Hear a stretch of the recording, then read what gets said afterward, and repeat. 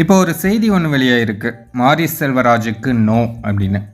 அதாவது தலைவர் ரஜினிகாந்த் அவர்கள் வந்து மாரி செல்வராஜ் இயக்கத்தில் நடிக்கிறதுக்கு மறுப்பு தெரிவிச்சிருக்காங்களாம். சர்ச்சையில் சிக்கி ரிஸ்க் எடுக்க விரும்பாததால் தலைவர் ரஜினி மறுப்பு தெரிவித்ததாக தகவல் அப்படின்னு ஒரு செய்தி ஒன்று வெளியிட்டிருக்காங்க. அதாவது தலைவர் ரஜினிகாந்த் அவர்கள் வந்து முதல்ல மாரி செல்வராஜுக்கு ஓகே சொன்னாரா இல்லையா அப்படிங்கிறதே நமக்கு தெரியாது. இத்தனைக்கும் மாரி செல்வராஜ் தலைவர்கிட்ட கதை சொல்லியிருக்காரா அப்படிங்கிற விஷயமே நமக்கு தெரியாது.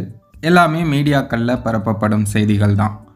இத்தனைக்கும் பார்த்தீங்கன்னா கோலிவுட்டில் இருக்கிற எல்லா இயக்குனர்களும் தலைவர்கிட்ட கதை சொல்லியிருக்காங்க, தலைவர்கிட்ட ஓகே வாங்கியிருக்காங்க அப்படின்லாம் நிறைய செய்திகள் வெளியாகுது. மணிரத்னம் கூட தலைவர் வந்து ஒர்க் பண்ண போகிறாங்க அப்படின்னு ஒரு செய்தி வெளியாகுது.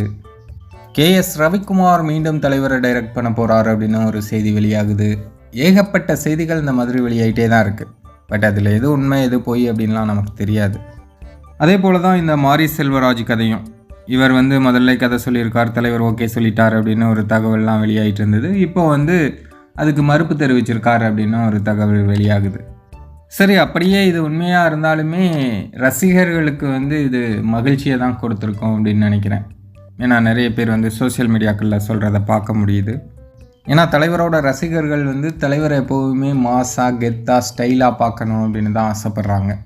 அவங்க எல்லாத்துக்கும் விருந்து படைக்கும் வகையில் தான் கூலி மற்றும் ஜெயிலர் 2 படங்கள் தயாராகிட்டுருக்கு. அதனால் தலைவர் வந்து மாரி செல்வராஜுக்கு நோ சொல்லியிருந்தாலும் ரசிகர்கள் வந்து வருத்தப்பட போகிறது கிடையாது.